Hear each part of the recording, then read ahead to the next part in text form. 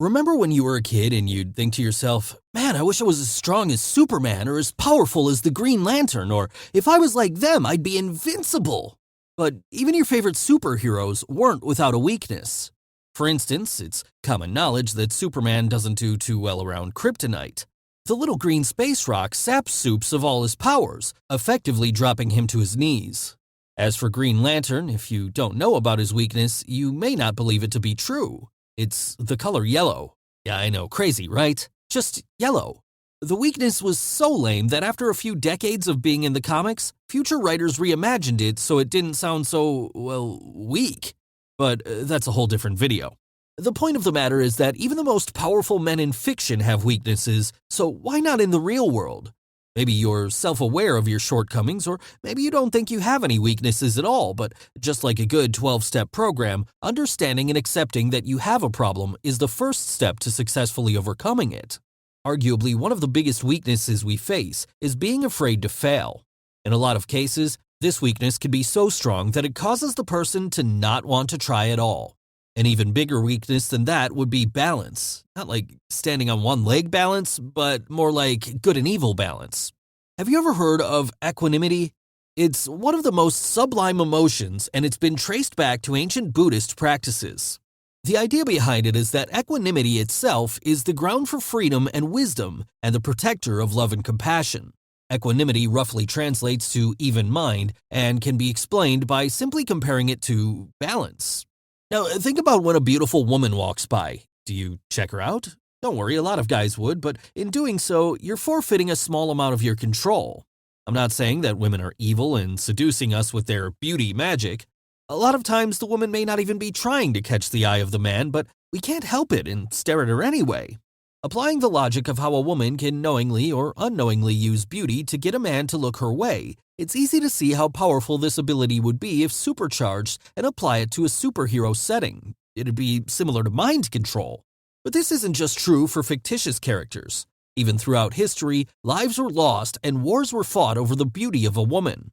For instance, a Norwegian man during the Viking era expressed his affection for a particular lady only to have her instead give him a proposition. She would only marry him if he would become the king of all Norway. Now, she never intended for him to accomplish this, figuring he would either give up or die trying, but lo and behold, King Harald Finehair did just as she asked and united all of Norway under his rule. Even in ancient mythology, back to the Battle of Troy, Paris, son of the Trojan king Priam, fell in love with the wife of a Greek king. This woman was Helen of Troy. This gave way to a bloody war that would result in most of the civilians losing their lives to the vengeful Greek king brothers Menelaus and Agamemnon. And all over the beauty of a woman. She was so pretty that even the gods intervened at one point of the story. So what does all of this have to do with the weakness of men or the term equanimity? Just like yin and yang, life and death, good and evil, there needs to be a balance. The ancient Buddhists knew this, and they knew without it, the scales would be tipped and the man would lose all control. Even when a man feels nervousness or shyness around the opposite sex, this is because of an imbalance in their equanimity.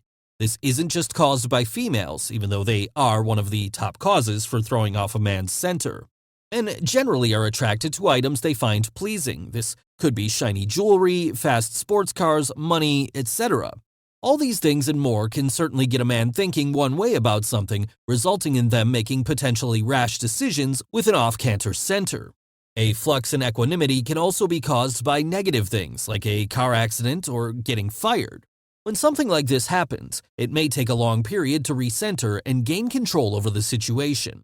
Now, we have a pretty good idea of how equanimity works and affects us as men. And we also know that man's greatest weakness is perhaps the inability to recover after being knocked off center and not being able to restore balance. What do we do to fix it? Luckily, the fix is simple to understand, even if it feels like it's too easy to be effective or too good to be true. Simply being aware and knowing that you've been knocked off center is oftentimes all you need to adjust to get yourself back on the proverbial horse. It's similar to Dr. Jekyll and Mr. Hyde. In early parts of the story, you have a charming, kind, and respectful doctor in Jekyll who has lots of friends. However, on the inside, he is struggling with some demons that affect his balance. Before long, he gives in to the beast that is the ugly, violent, and murderous Mr. Hyde. Unfortunately, the troubled doctor struggled to realign his equanimity, and his fate was sealed in an apparent suicide. I didn't mean to spoil the ending for you, but the book came out back in 1886, so in all fairness, you had plenty of time to check it out. Even though the strange case of Dr. Jekyll and Mr. Hyde isn't real, the results could be. If you fail to recenter your balance, you could end up with anxiety, depression, in jail, or even worse, end up like Dr. Jekyll, dead. Don't worry though, most times it's not that serious, and the adjustments you need to make are simpler than they may seem. If you're aware of your equanimity faltering, take a breath, concentrate, and get yourself back on track. Sure, it may sound easier than it is, but all it boils down to is being aware. Armed with this knowledge, you should be able to stay centered and allow for cooler heads to prevail. Together, we got this, my man.